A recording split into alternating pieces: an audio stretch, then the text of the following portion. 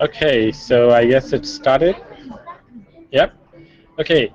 Hello, YouTube people. So my name is Rahul Chaudhary, and today, this is my first video, and I am going to show you a demonstration of PHP security project. So it's an OWASP project, and let me first introduce to you to the official website. So just follow the screen, and in your new browser, you can just type the URL phpsec.owasp.org. So this is the official website of this project, and the presentation slides that I'm going to show you, it is in this link, the main. It points to the presentation slides, and there's another slide which I will use later. So you can open these two slides for your reference. And so let's get started. So, okay, so the PHPSec project is it was started in Google Summer of Code this summer. So hopefully you already know what is Google Summer of Code.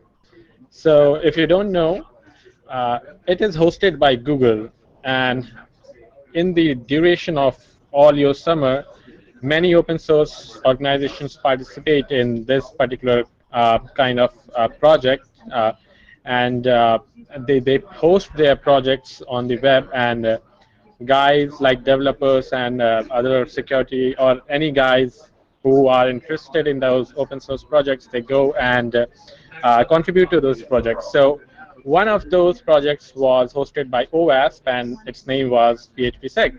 So it's a new project, and I was selected uh, to um, to build this project, and so that's it. So I completed the project, and here it is. I'm showing it.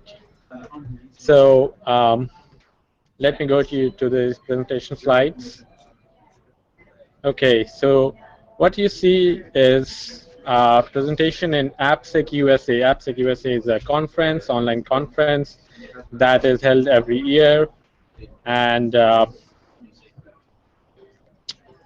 so as you can see in the first slide, I have created a link here which says that if you'll go and click this link, it will show you, it will ask you about how much do you know security, because it's a security related project. So go ahead and fill this form. I mean, this gives me a better idea of who you are and who I am talking to. And then there's a Google group online which you can use it for forums. So that is a good place. You can go and chat there about this particular project. So PHPSec. Okay, so it's for PHP, and the symbol you are seeing on the left is OWASP. So so it's a mixture of OWASP and PHP. So OWASP meets PHP. And if you still don't get what is PHPSec, it's abbreviation for PHP security. So I guess that you have already figured that out. Okay, so please don't be afraid to ask questions, because you can always post your questions in the comment box, or in the forum that I showed you earlier. And please provide your feedbacks, because I really need them to improve my presentations in the future. So who we are? Okay, so PHPSec was. Can you just try to resize your browser window just to have a better ratio? Because right now I feel like it's stretched. Okay, is this good? Oh yeah, this is good. Okay. Because this weird is a lot, so you can just go on. Yeah, sure. I'm sorry for the interruption. No problem. Okay, so as I've already said, PHP 6 was started in Google Summer of Code. After that, like at that time, there were two guys working on it. One was me, obviously, and then other was this guy called Abbas Nadiri. He is the chapter leader of Iran in OWASP. So that's a pretty decent thing to be. I guess. No, that's yours. Okay. Okay. So at first we were these two. Why is it not coming? No, did you touch something? No. Okay. Okay. So at first there were two guys, Abbas and me, working on the project, and as time went by, many open source contributors came forward and showed interest, and eventually, like at now, I guess we are like 10, 12 people working on it constantly, and it's open source. So I would really encourage you to come and join this project because it's a really, really exciting project. So, who is this intended to? Obviously, it's for security guys. So, anyone who is interested in security of web applications should really attend this session, hear this session. Any web users, general web users, which I guess most of you are. So if you want to know about general security stuff and what's really out there, you can watch this thing and hopefully you will get something out of it. And obviously, if you are a PHP developer or you make PHP applications or you work for a company that make PHP applications, you should really know about the security risks that are always present there, but you just don't feel it. So, disclaimer. Okay, that's a funny one. Um, the picture shows that everyone points to each other, and which is the real scenario always. And even though we hate it, we have to put this thing that you have to use this project at your own risk. It's just been 5 months since the project was started. It has not been tested thoroughly, but we really promise that it will be tested thoroughly as soon as we can complete it and bind everything together. So, all in all, just use at your own risk for now, but don't be disappointed because we constantly keep working on it and we work hard. So, and like we update it pretty frequently. So, I guess you won't find that many problems with this project right now. And it's about time that we are like producing the version 1. So I hope that the version 1 would be a stable version and we don't have to change a lot of things, but I have my fingers crossed. Okay, what other libraries are out there which is similar? So I found actually a couple of them and they are pretty decent ones. So the first one is J framework. It was made in parallel with the PHP security project. It was made by Abbas Nadiri, who you already saw that is my mentor in this project. And these two projects are basically same in concept, but the J framework contains a lot of you know actual framework stuff, and PHP is a lot of it is devoted more towards library. So in the end, we hope to achieve like a fusion between J framework and PHP so that we have the best of both. And the second library is PHP. Now, when we kept our project's name PHP, we didn't know that this name was kind of already taken. So this is also open source project, and it's licensed under MIT license. Ours project is licensed under open source project, and in the given link you can find more about that project. And there's a PHP security library, which is kind of a subset of our libraries because it's a pretty small library. ours contains many more functions. So in your own time, go and check those links. Those are pretty good libraries. Okay, so brief introduction of what this project is.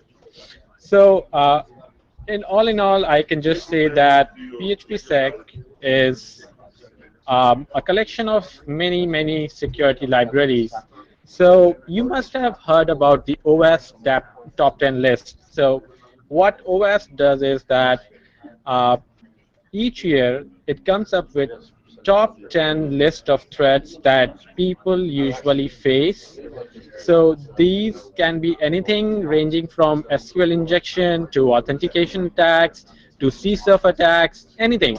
So OWASP just rate them based on their popularity level, and you can visit this link to see this year's top 10 list. And my job was pretty much clear when I started to build this project. So my mentor said that you have to do something about each of the points in these lists. So if you'll go and look at this list, the first one is SQL injection. There are many other things like CSRF is pretty much popular, XSS attacks is popular, authentication attacks is popular. So uh, I had to come up with a solution for each of these problems, and basically that are the libraries. So as I said, there is SQL injection problem. So for that, there's a separate library for that. For authentication, there's a separate library for that, and so on and so on. And once I had a decent list of libraries, like 12 or 13 libraries, there's like I combined all those libraries to uh, create a framework on top of that. So this project contains two things. It contains a set of libraries, and it contains a framework which is built on top of all the libraries. So um, in this slide, you can just see the overview of the whole framework that is built. So as I said, framework is built on top of libraries, and you can see that this whole gray thing is the PHP framework, and framework itself is divided into model view controller, which I hope you already know is the decent way to divide your web applications, in which view contains all of your HTML files, model contains the business logic, and controller contains it's kind of a path between model and your actual request. So it captures the request, does something with it, and uh, passes the response to the user. So if you don't know about what is MVC design, you should really go and read it. It's really simple. It's really handy. It's really awesome. So go ahead, take a look at the MVC design, and I should move forward with it. So the framework combines all those libraries, and by combining those libraries, you actually get a lot of good functions out of it, like login, sign up, remember me. You see that a login requires a lot of stuff. I mean, you need to make sessions, you need to create sessions, then you need to check the credentials, and there are many stuff that you need to do to log in a user. um, with this login function, you don't have to do anything. I mean, it does everything on its own, and it does that with the help of all the libraries that are behind it. Okay, so you can see what is the structure of the entire project. There are libraries present, which you can see in red, and on top of that, a framework is built, which you can see in blue. And the green part just shows that, okay, how they are connected, libraries and functions. So okay, one of the good questions is why to use PHPSec.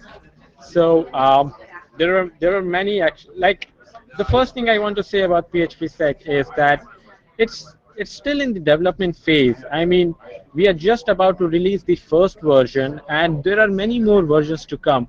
But in the first version, we have worked hard to mitigate these attacks, which you can see. So I'm going to highlight some of them. you can see that there are, like, we can, like, this library mitigates brute force attacks. This library mitigates, like, XSS attacks, code attacks, injection attacks. It has a central time library. It has a central random library which generates a secure pseudo-random number, and it implements various functions such as remember me, temporary passwords. So this is like there are more. This library contains functions to encrypt some codes and uh, make your uh, uh, make your very secure configuration files. Configuration files are usually not secure. It makes them secure by encrypting them.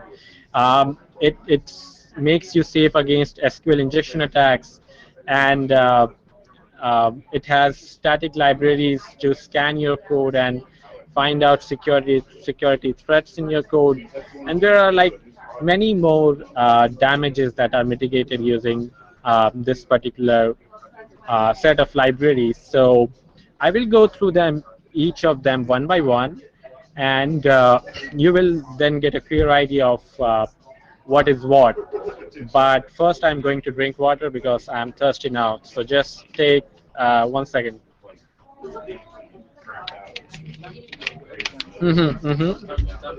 Yeah. Okay, so I'm back.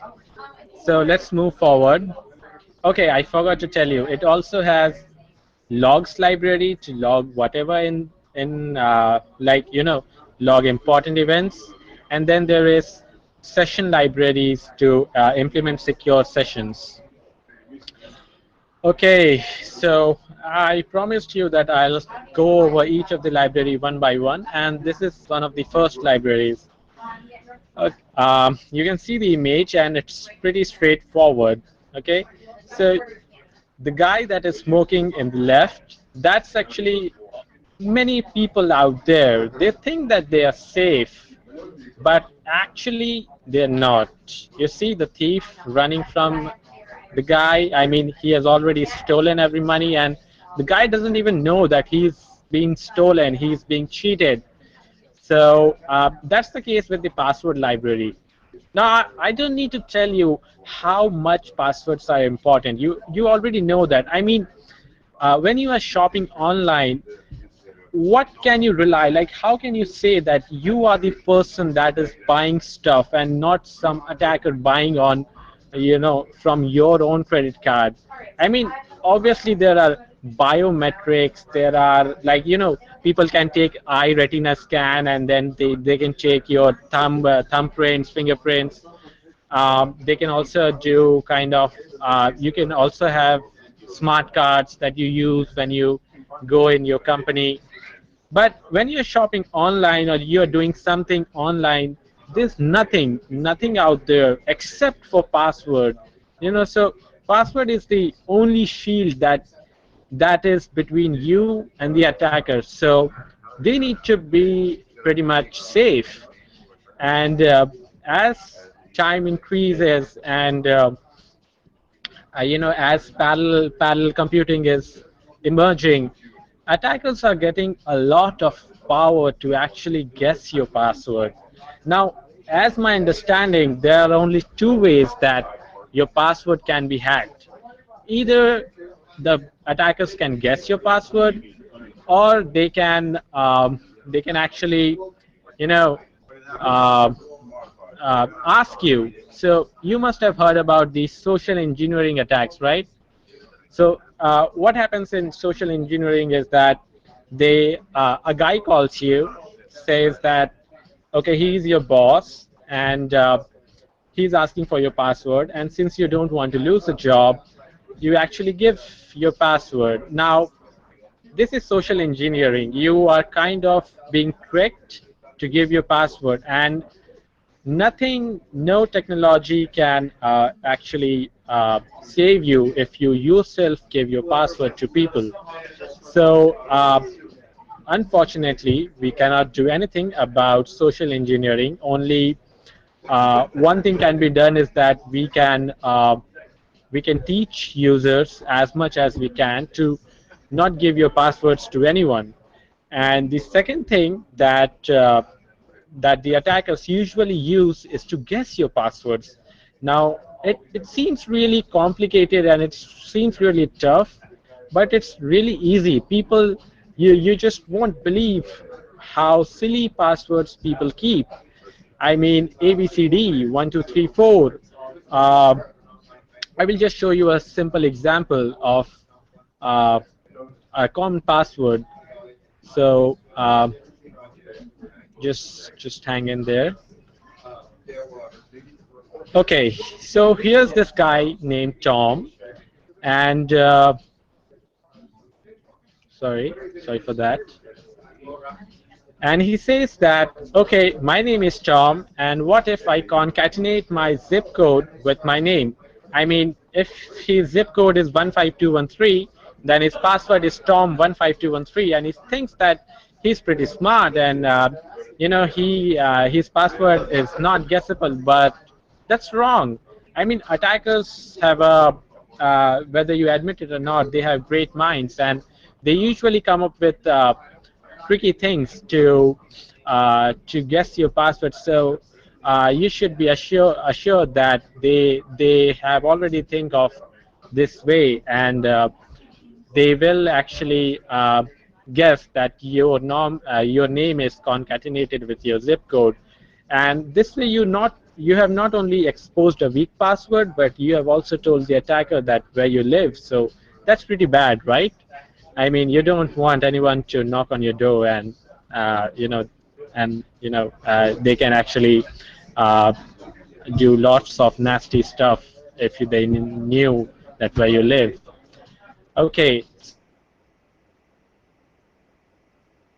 so we see that, okay, password guessing is easy.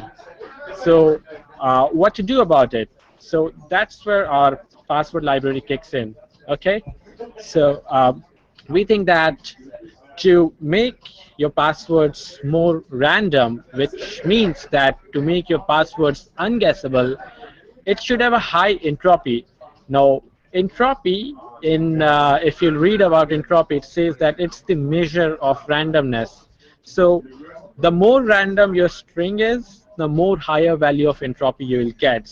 So you want your entropy to be high because you want your passwords to be random and unguessable.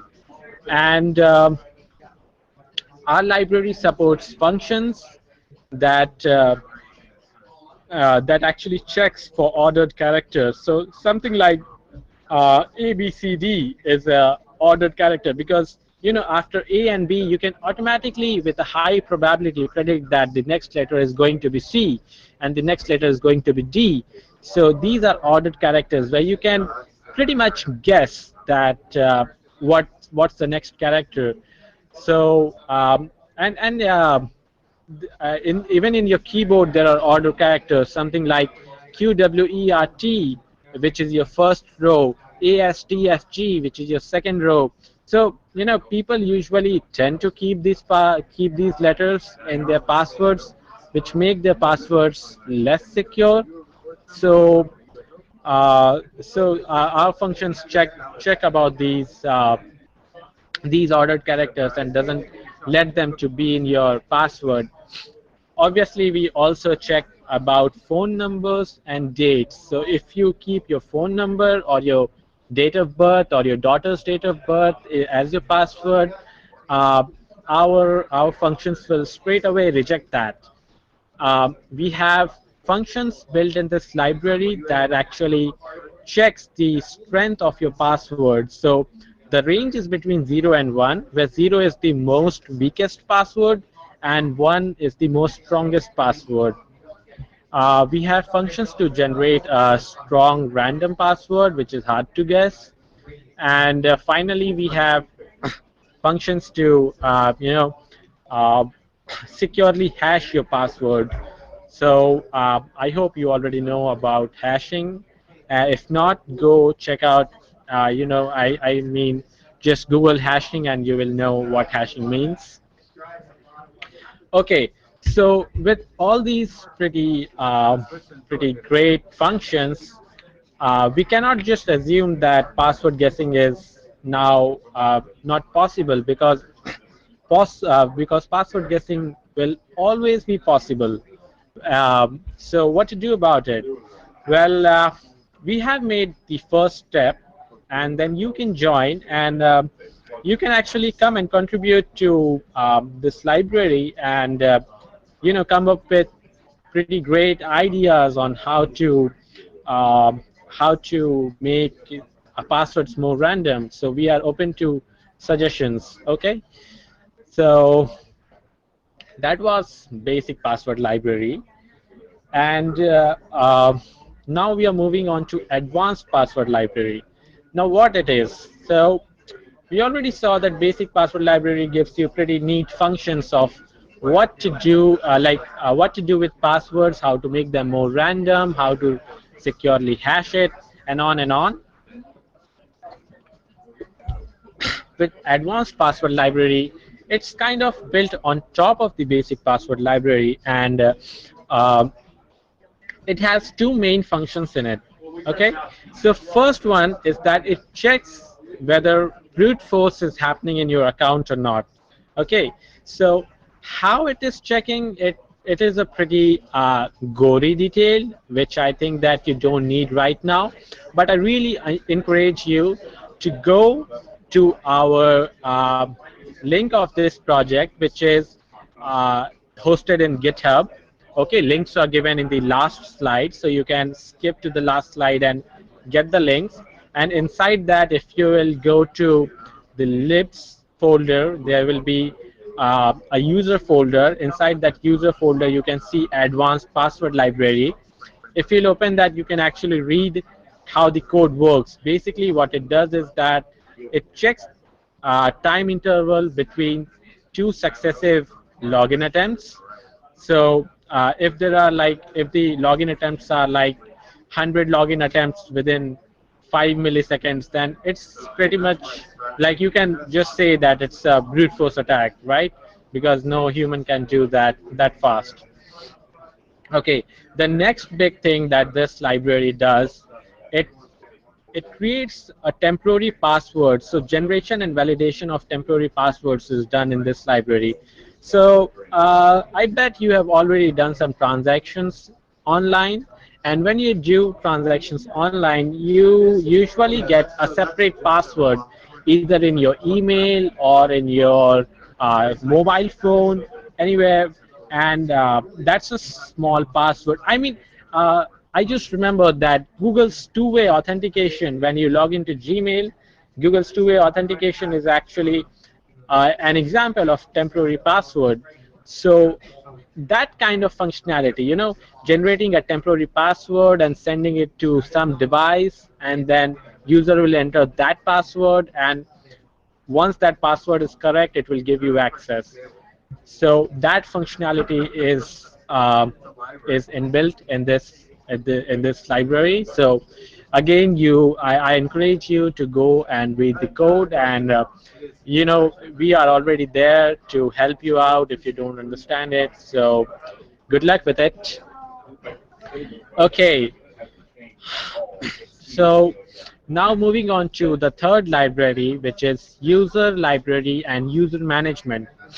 So if you if you want to create a web application which does something,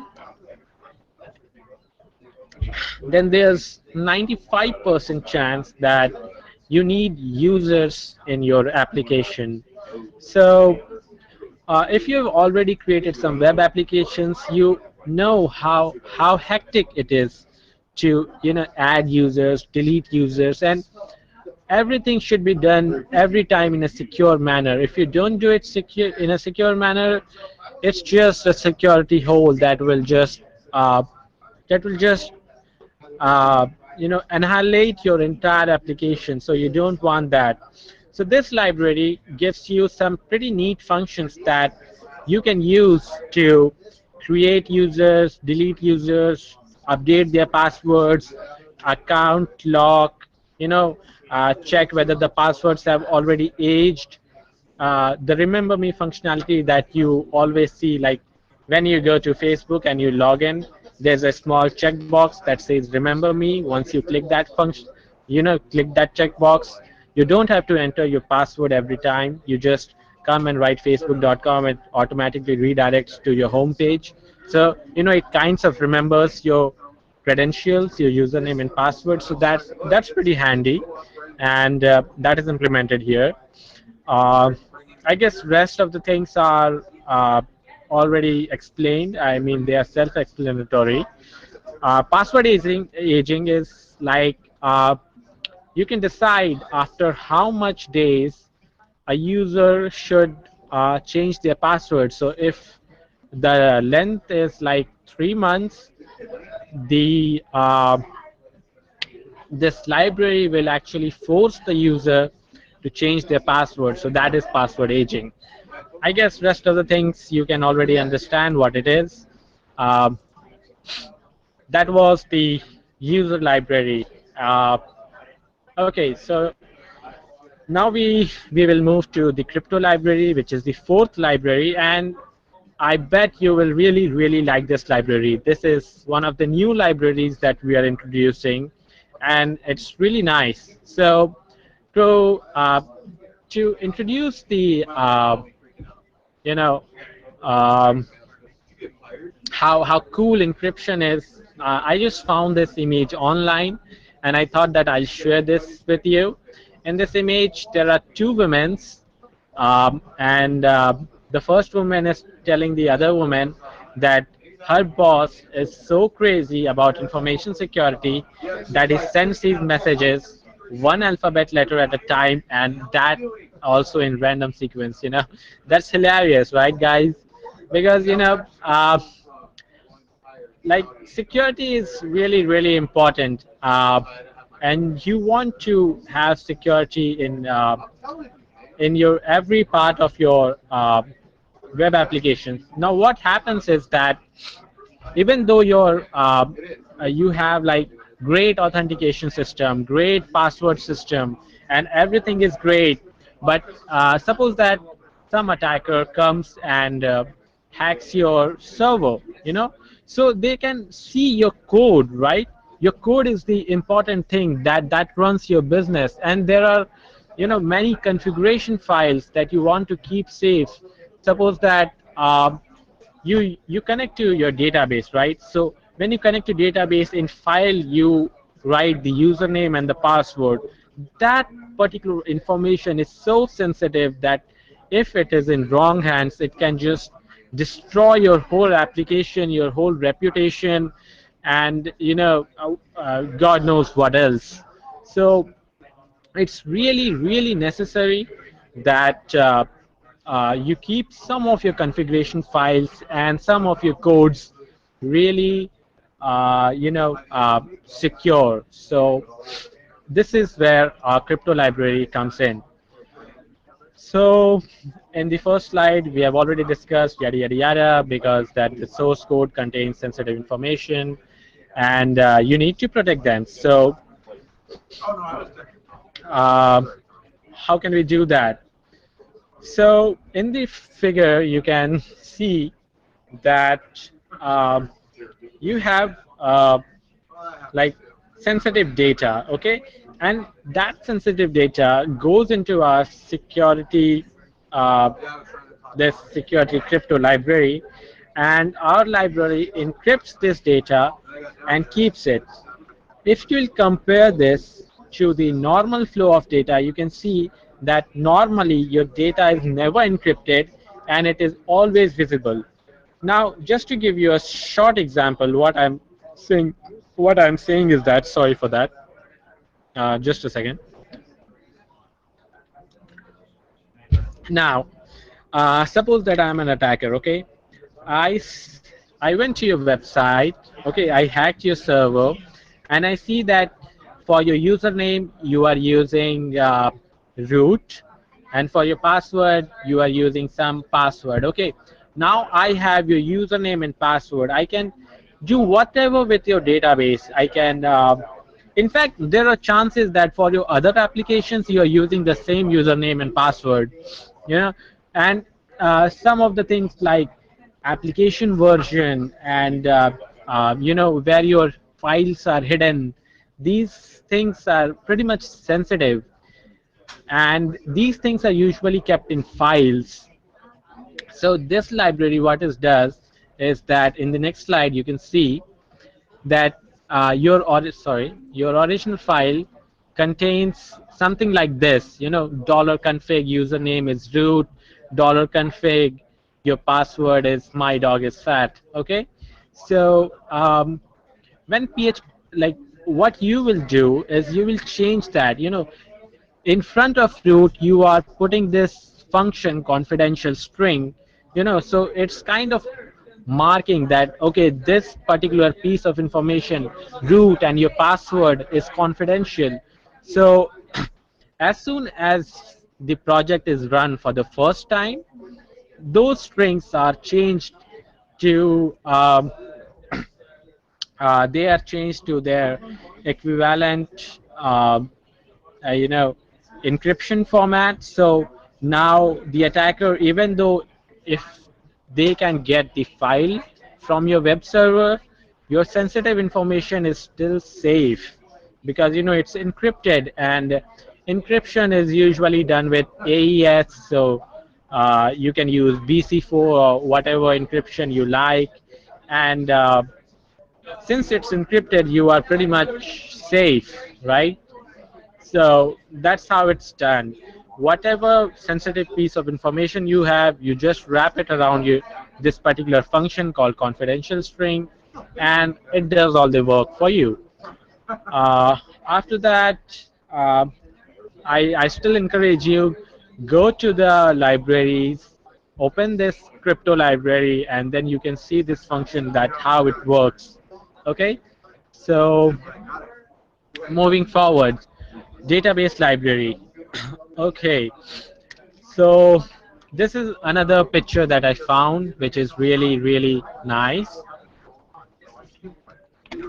So, and I bet if you'll understand this, what it says, you'll really laugh, and you'll laugh hard. So, what it is saying is that the principal is calling mother, saying that, okay, your son has broken our all system. So the mother asks, what has he done? And the principal asks the mother that, did you really name your son Robert drop table students? And this is basically an SQL injection attack. I guess, like, I hope that you understand how SQL injection works. If not, you should learn it. It's pretty awesome kind of technique to hack your database and do nasty stuff with it. So she asks it whether your son's name is Robert drop table students, and the mother says that, oh yes, we call him Bobby Tables. And the principal says that, okay, I hope that you are happy because now we have lost all our student records. And the mother says that, and I hope that you have learned the value of data sanitization. And I should tell you that this is what database library is. Let me first introduce you to what it is. Okay, you remember I said that uh, the very first comment, like I said, was SQL injections are the most critical stuff out on the internet, and if I'm not wrong, it affects more than 70% of the web applications out there. So that means that out of 100% web applications, if you take 70 out of it, there's a chance that there's a high chance that it contains SQL injection attack. So uh, the good news about this is that there are, like, methods available in the web that actually mitigates the risk. It's called parameterized query, and the bad news is that most people don't know about it, and they still use the old ways to connect to the database, and that makes it, really vulnerable to SQL attacks. So what we have done is, just a second. Okay, I was drinking water and I was really thirsty. So what we have done is, we have created a database library, and internally what it does is that it uses adapters to connect to different kinds of database. Right now, three databases are supported. One is MySQL, another is PGSQL, and the third one is SQLite. Well, for me, MySQL is my favorite, so I'll just take it as an example. So at first, you were using something like db underscore connect kind of function to connect to database, and then you were executing queries and doing stuff. Now what you will do is we will use internally something called parameterized query. Now it's a pretty decent concept, and it's one of the greatest concepts that you will ever know. Just Google this word parameterized query, and you will find lots of articles that can explain you what it is. Basically, it is a technique that if you will use, you will never get SQL attacked. So that's nice. Okay, so even if you use parameterized query, there are lots of ways in which you can mess it up, and you know, uh, even though you are using parameterized query, you will end up being still vulnerable because you didn't use it correctly. So what we did is that for each of the database types, which I showed in last slide, we created functions that actually implements parameterized query in a correct way, and ultimately we provide you with a function, single function SQL. So even if you don't understand what parameterized query is, but you want to be safe with SQL injection attacks, you just have to use this one function for everything. I mean, update, insert, delete, create, anything that you want to use, you can just include it in the SQL function. Like I have given an example here. So it says that SQL insert into table session, and whatever values you want to insert, and then there are 4 question marks. So the number of question mark tells you what are the values that you are going to insert, and then you pass those values in those arrays. So you will like, I know it's a pretty different way to write a SQL query. You have never written queries which includes question mark, but once you really get the hang of it, you will find it really, really easy, and it's much more secure than the old ways. So how to use this is actually given in our documentation. So you can go and check our wiki later and see that how it's working. So that's that.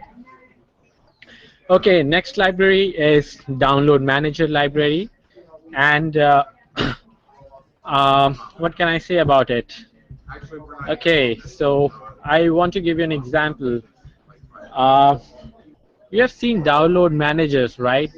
So imagine that you have a website, and you like people come and download huge files from it, like 2 GB files, 4 GB files. So uh, and you as a user are downloading some, I guess 2 GB file, and you have already downloaded 1.99 GB, and then your internet connection is lost, and you have to then start all over it again. So it's a pain.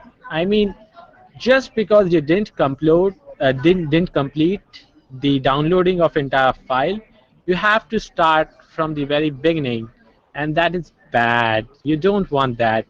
So we understand that when you are making web applications, they can be like, you can host anything. I mean, you can host videos, you can host photos, and you would want that users should have the capability to resume their download.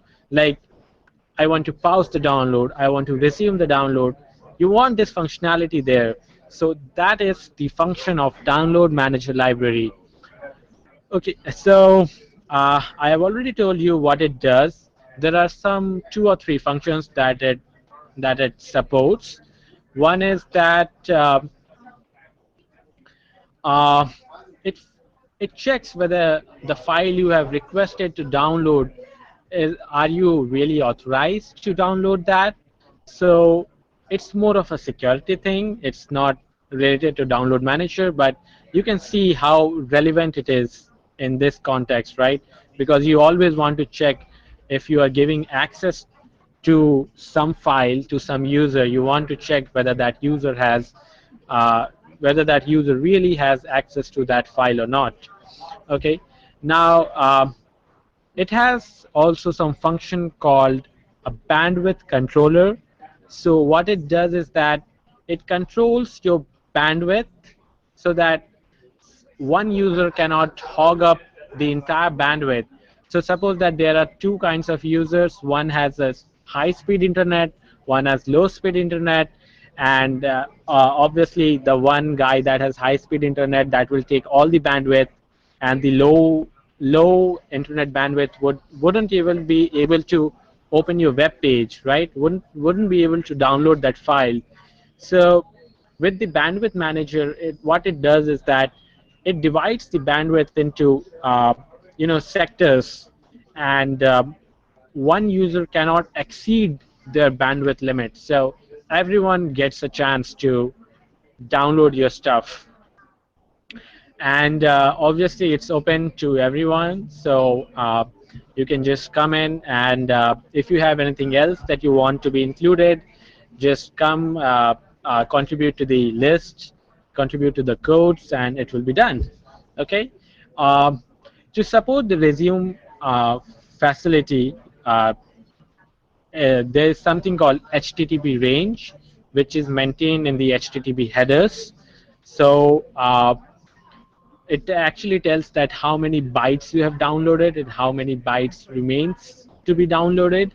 So if you don't know about HTTP range, you can read about it, and you can then see our code of how this resume functionality is working. Okay. And yes, one more thing. It also checks whether the last time you have downloaded a file, suppose that you downloaded a text file, and after a month you come back to the website and you download the text file again, it will actually check that the old file and the new file are they same, and if it's same, then it just won't download it because you already have a copy, right? The thing is that you just don't remember that you have it. So it's a pretty great stuff. You can see that in codes. I'm sorry that it's not written here. I don't know how I missed it, but okay, let's move forward. The next library is HTTP library, and I'm sorry if the presentation is going long, but just bear with me. We have few more slides, and then we'll be done. Mm. So this HTTP library, uh, you whenever you visit a website, you will always have URLs, right? So something like you will have OWASP.org/view slash something something something.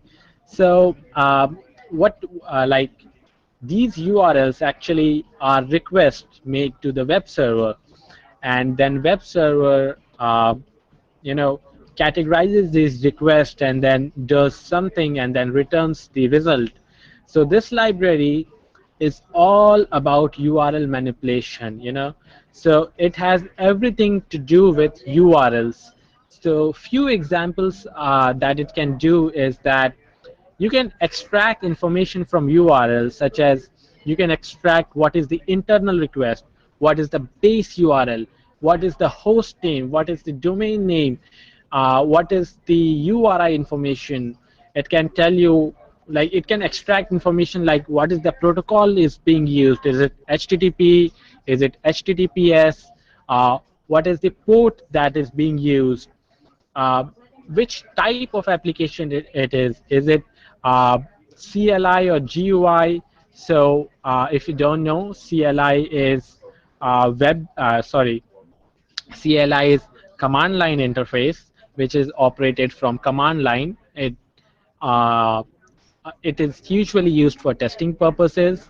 And then there is another method, GUI, which most probably you are using. So GUI is actually the web browser, and so you can actually determine which type of application it is from these functions. Then there are other functions which can give you information about which HTTP methods being used, what is the server IP address, who is the root. An example is just that HTTP is CLI. It gives you true if the application is called from command line, and false if it is called from normal like web interface.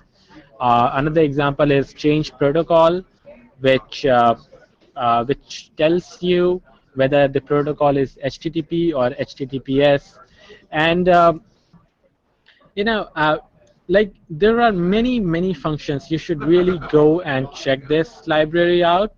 And with all of these functions, you can really divide your entire URL into little small chunks, and you can use those chunks to fine grain your authentication system or any of the other stuff. Because once you have fine grained, like once you have separated each of this stuff, you can actually work with each of them individually. So suppose, like, if your URL is abcd.com/file/images slash a.jpg, right?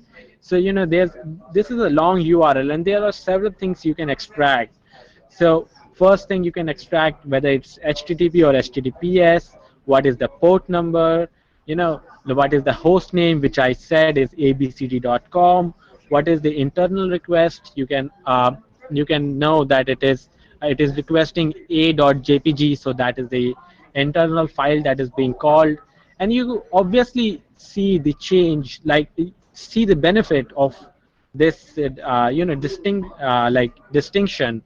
Because once you know that, okay, we are using HTTP, you can call appropriate certificates that actually encourage you to go to the HTTPS site, or you can automatically redirect to the HTTPS site. And the possibilities are endless. You should really try this one. So that was the HTTP library.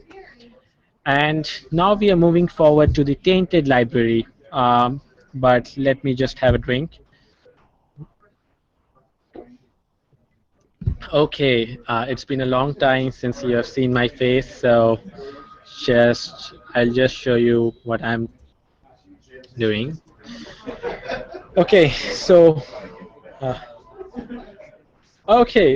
just my colleague gave me this particular thing. So can you see it?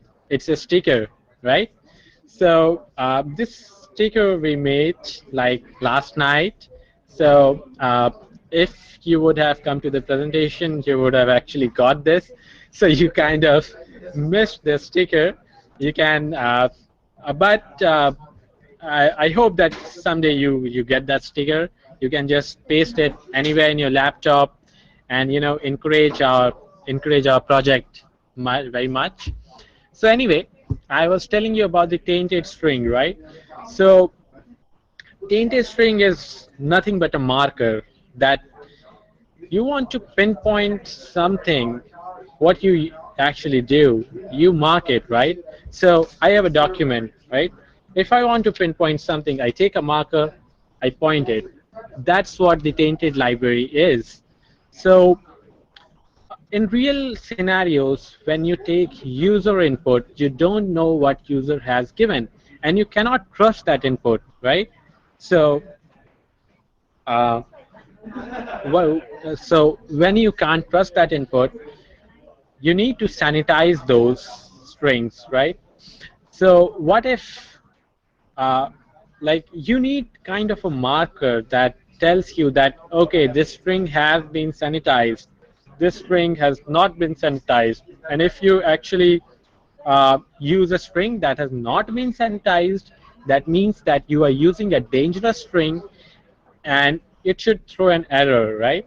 So this is what tainted library is. Now I'm going back to the slides to give you more information. Um, where is it? Okay. Oh, okay. I'm still not here. Just give it some time. Yeah. Yeah. Now I'm. I guess No, it's good. it's good. Yeah, okay. So as you can see, this is the tainted library. What you do is you literally, I mean just literally mark some strings that are user input. So suppose that you get a user input in dollar underscore post username, right? That is a text field where user types the username. So in your PHP application, you can mark this string that it has not been decontaminated. That means that this string is unsafe to use. Once you mark that string, anytime that string is used anywhere, it will just throw an error saying that this string is malicious, could be malicious. First sanitize the string and then use it. So for an example, I have made this variable, okay? So this variable shows you that it contains a string. It's basically a script that says that you were hacked, okay? So now I am like marking that this string is like, you know, I'm marking this particular variable uh, that it is unsafe to use. Now anywhere in my application, if I use this particular uh, variable $malicious, I will get this particular errors that you are trying to use a tainted variable which is not decontaminated. First, sanitize that input, and then you can use it. And once you have sanitized, you can just run the separate function, which is the opposite of mark, uh, which actually actually decontaminates the string, and once the string is decontaminated you can use it uh, like like uh, it just using it won't throw an error. So you are basically safe that okay, this string was like, if it's not throwing error, this string was definitely decontaminated. So that's a good library, right? uh, Now, one of the big libraries, which is called logs library. Now, I just cannot tell you how important the logs library is because it's really, really important, guys. So, what happens in log library is that uh, you usually want to keep uh, kind of separate uh, logs or kinds of files which you know, kind of and how is it running, kind of these kinds of stuff. So you want to record everything, like if I logged in, right? So the system that should record that I logged into this library at this very moment and I did this and this and this stuff, so that at a later time if something goes wrong you can see that okay, John logged into this library this time, and then he accessed the file which he was not supposed to access. And you will know that, okay, this is an authentication problem, this is this kind of problem, this is that kind of problem. So that is what logs are. I mean, even if your entire application is, you know, uh, hacked or something, you will still have your logs to see that what went wrong. So PHPSec has its own inbuilt logs library, which the developers can use to keep track of important actions in the system. So our logs library has many functions. So it can it has actually many modes where you can record your actions. So it can use files to record all of the stuff. It can use databases to keep all of the files that you generate. It can actually email your critical log files, or it can use syslog, which is inbuilt in usually Linux machines. So it can use syslogs as a storage medium. Uh, and the way that logs are generated and kept are 100% customizable. So if you are a developer and you don't like the way that the logs are stored or categorized, you can definitely go ahead and change the configuration settings, and you can customize it according to your own needs. So I'll just show you an example. So here in this figure, you can see that I am storing my log messages in the database, and here the log says that this is my first message. It was generated in this particular file. It has a type of warning. It is of low priority, and the time it was generated and the line number, like where this particular log message was generated. So with this particular information, you can pretty go up to that file, check the line number and why this message was generated. You can just see, and you can just correct your mistakes, and you can immediately see that the format that I'm using is that first is ID, then is the message, then is the file name. You can change it. You can change all of that. If you think that you want a separate column, that you want type, priority, and something else, you can add that. If you think that you don't want type, you are good with priority, you can remove this. I mean, you can even change whether to write warning in it, or whether it should be critical or high or low, whatever settings you want to keep. It's all customizable. So it's a pretty flexible library that you can use. You can go ahead in our wiki page. You will actually see how to use this library. Uh, okay, moving forward. Session library. I guess this is the last library. Sessions are usually the most critical point where attackers attack. So I am first going to show you, I am first going to tell you what sessions are, and then we will move forward with it. So what happens is that sessions, okay, I'm tired. Let's take a 1 minute break.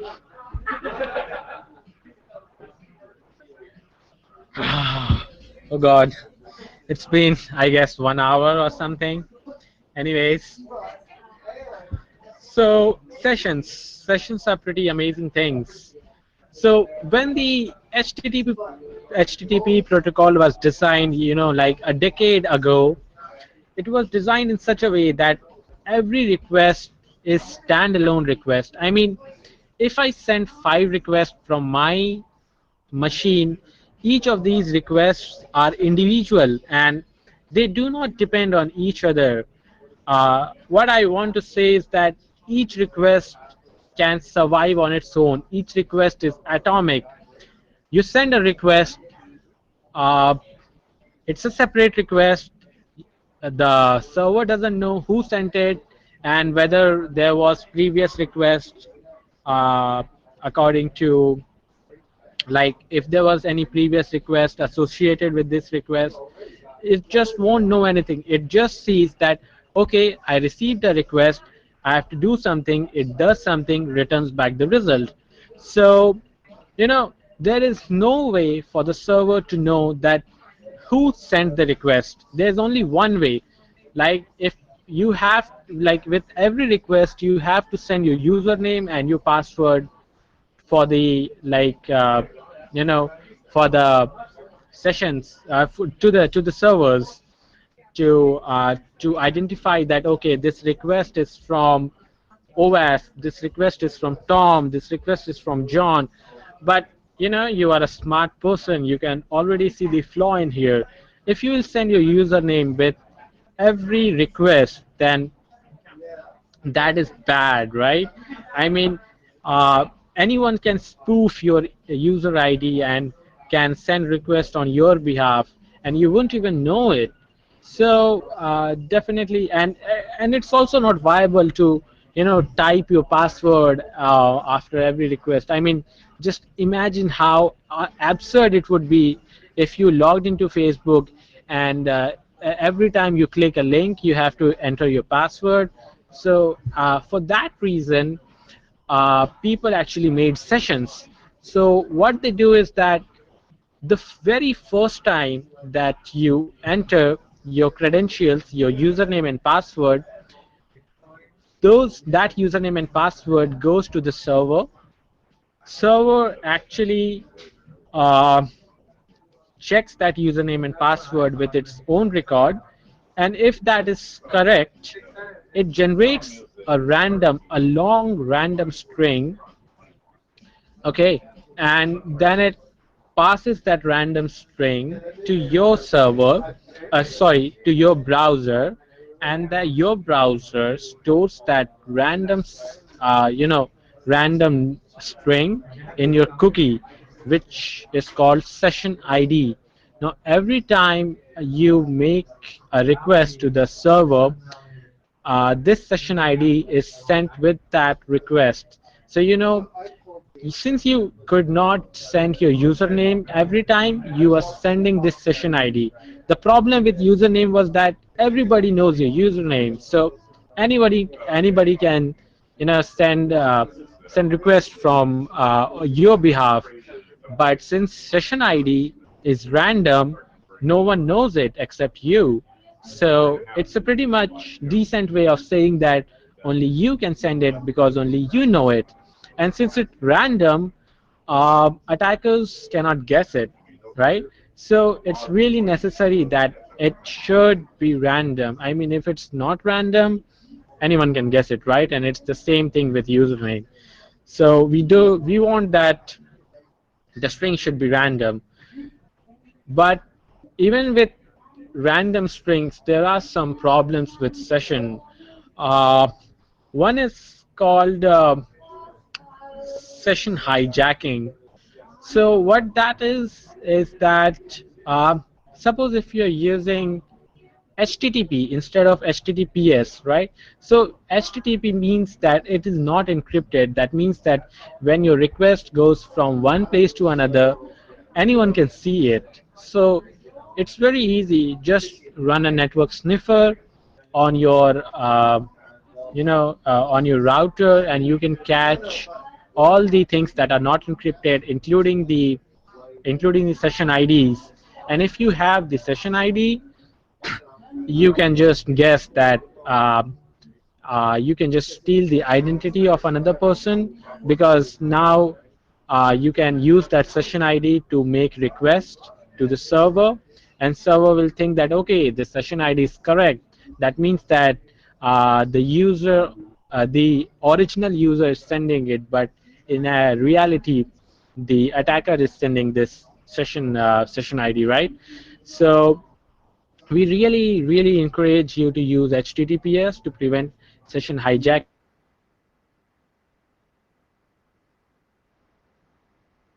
And if you have any questions, you can strings to as a session ID. Uh, that also mitigates the risk of session hijacking, because if there is no network sniffers and the attackers just have to guess the session ID, it's pretty hard for them to guess it because it's random, right? There's a problem called session fixation with these session IDs. It's pretty advanced um, session problem. You might want to read about it. Since the presentation is getting long, I won't go into the details, but our library has like methods to prevent session fixation, and we have control layouts to control when the session should expire and when the session should be inactive. With this, I mean that uh, like open your bank's website, right, and don't do anything for straight 20 minutes. You will see a message that your session was inactive for something like 15 minutes or so, and that's why you have to re-log in. That's the same principle with so our library implements that. And there's something called session expiry. It's same as you know session inactivity time, except the fact that uh, after a certain period, something like 3 months or 6 months, uh, if you have not logged out, you have to log out and log in again. So these two functionalities are inbuilt in our libraries. Anyone can use it. And what else we have done is that PHP's own session, which which is used by many developers by default, it uses files to handle the sessions, right? So every time you create a session ID, that is actually stored in a file and kept in a server. Now, if the server is attacked, you know, you will like all your session IDs will be, kind of be compromised, and even if even if you don't talk about session IDs, using file in the first place is like it's old, right? Because it's not fast, it's not that dynamic, and it's a pain to use files. So what we have done is that we have modified the structure, that now the session IDs are not being stored in files, but it is now being stored in the database. So that is, like anyone knows that database is obviously much more secure than files. So that is a thumbs up. Okay, uh, like with database, like the session IDs are stored in database, and along with session IDs, any session data that user sets are also stored in database. Um, the sessions have the ability to roll, right? So this is a new thing that we have introduced. So uh, just for example, suppose that you you entered a website that has two different kind of stuff, right? So one is the page you see without login, and one is the page you see after you logged in, which is a more customizable page. So for example, let's take Amazon, right? So even if you don't log into Amazon, you can actually view the products. Okay. So as soon as you enter Amazon, Amazon server keeps a session ID in your browser, and that session ID has low priority, right? That like that session ID cannot be used to access sensitive information like your mailing address, your phone number, etc., etc.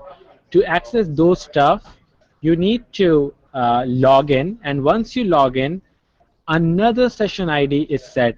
Now, did you paid attention when I said another session ID, right?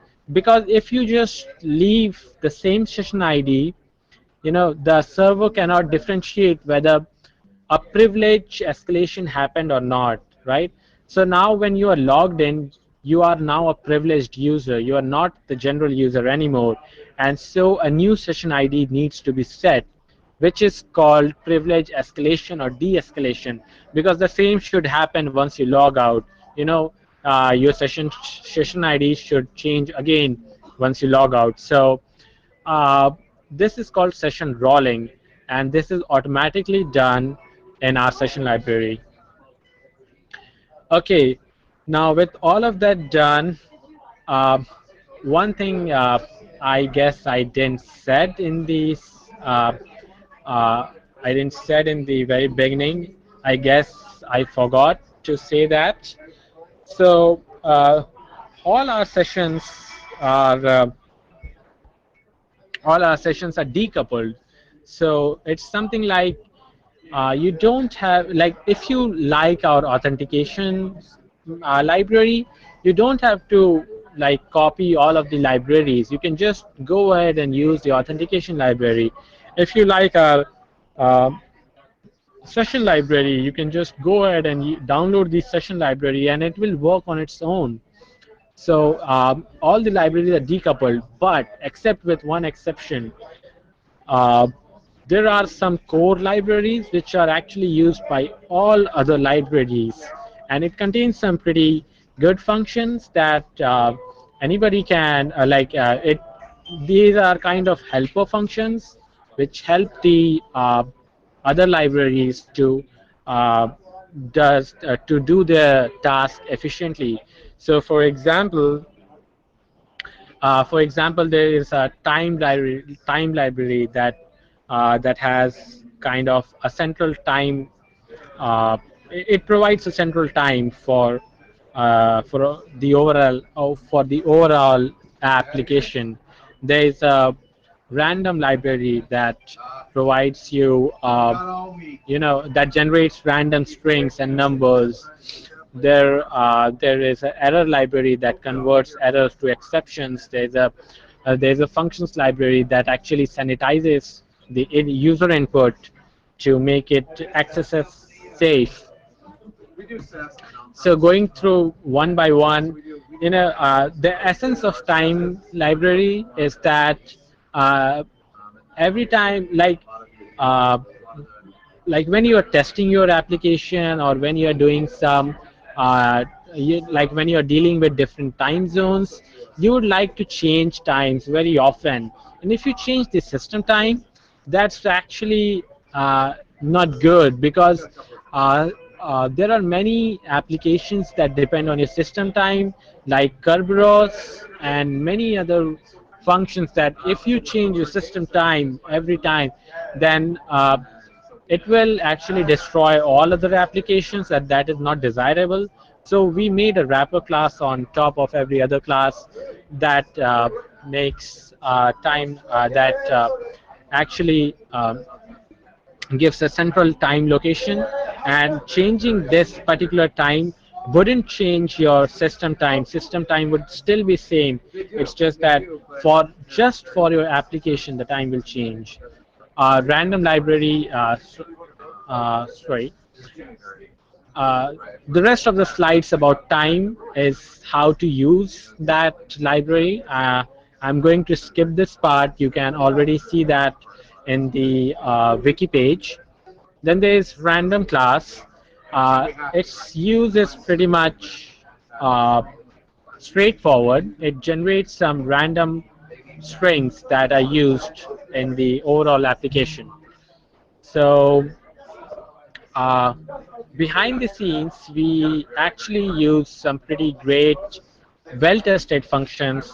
Open, like example, OpenSSL, mcrypt. These are like well-tested, and they really provide a good random numbers and random strings. And on top of that, we infuse them with some system parameters like POSIX get PID, which gets the process ID and the current memory usage. So that makes it pretty much secure and random. Then there is error class. So the essence of error class is that PHP does throw two kinds of errors. One is exceptions and one is errors. So something like if you if you have uh, if you do 2 by 0, that's an error. And if you try to access a private member which you should not access, that's an exception. So you see, many people are not good with distinguishing what is errors and what is exceptions.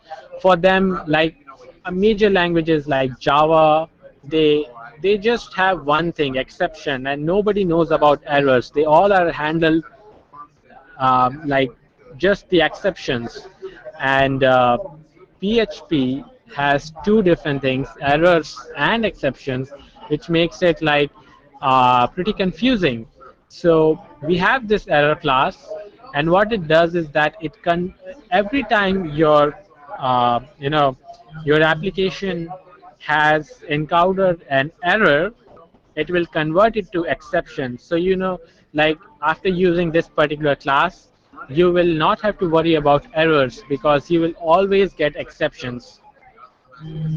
So now the rest of the error slides will show like it explains you how this works, but it's like I'm again skipping this part because it's already given in the wiki page, and you can read it and you can understand it. It's pretty easy. And then lastly, there's this function module. So what it does is that um, when you echo something out, right? When you print something out, you don't actually check whether that is safe or not, right? And so what this library does is that it has a set of functions which replaces PHP's own function. Like for example, in PHP you use something like echo and then you write the string that you want to print. Okay, so that echo just prints it. It doesn't even check what it is printing, whether it's safe to print or not. So we made another function, like different functions which you can use to um, like you can use it instead of echo, something like exo, which are echo replacements, and you can use that to echo something out. And internally, these functions take your whatever you want to echo, and it sanitizes them, and then it prints them. So it makes it accessor safe. Now, the last thing is that in PHP we have also made a scanner tool. So this tool, just excuse me for a minute. I need to drink water. Hmm. Oh God, I'm really tired now. So this is the last slide. I promise you, this is the last slide. So this scanner tool, what it does is that it is a static scanner. So once you run this scanner, it will go through each of your files line by line. It will check each of your codes line by line, and it will find places where attacks can happen which are not good. Like in the first version, we this tool just checks if you are using statements like echo and printf, and if you are using them, it will um, it will suggest you to use our own functions, which is like XSS safe functions. And it's run from the command line. So you kind of get this kind of uh, this kind of value. So it actually this kind of display. So in default mode, it can show you two different kinds of display. One is the normal display, where it shows that where the error has occurred, like where it has found the error. So you can see that it has found the error in functions.php in line 36, and it says that you are using echo, and you should not use that because it can cause injection attacks. And you should use like it shows you, it actually shows you the line that where the error has occurred and its type. Okay, and the other is GCC style display. You already are familiar with GCC because I guess you have done C programming. So you can choose either of the display types, or not, or if you don't like this, you can just design your own. It's 100% customizable. So that was that, and I guess I need to tell you where we are with now and what needs to be done in future. So uh, I've already showed you a lots of libraries that we have already created. Just the future work is that uh, we there's a project called PHP RBAC, which is role-based access control. So as you can guess, it is access. It is access control. Who can access what, and who should not be accessing what things. So this is made. This project is already prepared. It's already a ready component. We just need to plug this in with own uh, our own project.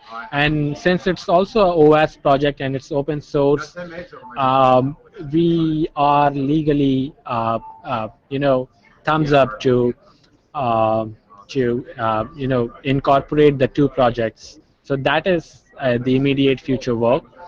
We are also planning to implement a secure cache library to securely catch which pages should be actually be cached, because some pages like which contains transaction details should not be cached by the browser.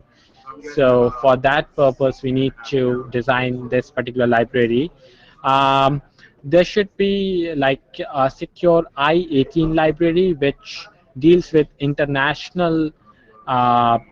international languages and locales. We will discuss more about it in future. And there is secure SOAP and REST library, which we are planning to implement. And what REST? I mean, it depends on you. If you really get some great ideas, just come up in our mailing list, and you can actually contribute with us. So it really depends on you what our future work is. And finally, I'm going to show you the links. So it's pretty self-explanatory that this is the project page, the sample application that we have created on top of the project, and the official website, the project presentation where it is located. And you can also use the QR codes if you are like QR maniac. And finally, the last slide that uh, that says thank you. So really thank you to see my presentation, and you can ask more questions in the forums or in the YouTube comments. And if you would like, you can rate this presentation in the given link, and that's it. So thank you guys. Thank you for this really long presentation. Please give please give truthful and unbiased comments and ask lots of questions. It has, yeah, it has lots and lots of this project has lots of scope. So I really hope that you will come forward, and we all can contribute in it. So with this, I'm going to stop this broadcast here. Goodbye. Have a great day.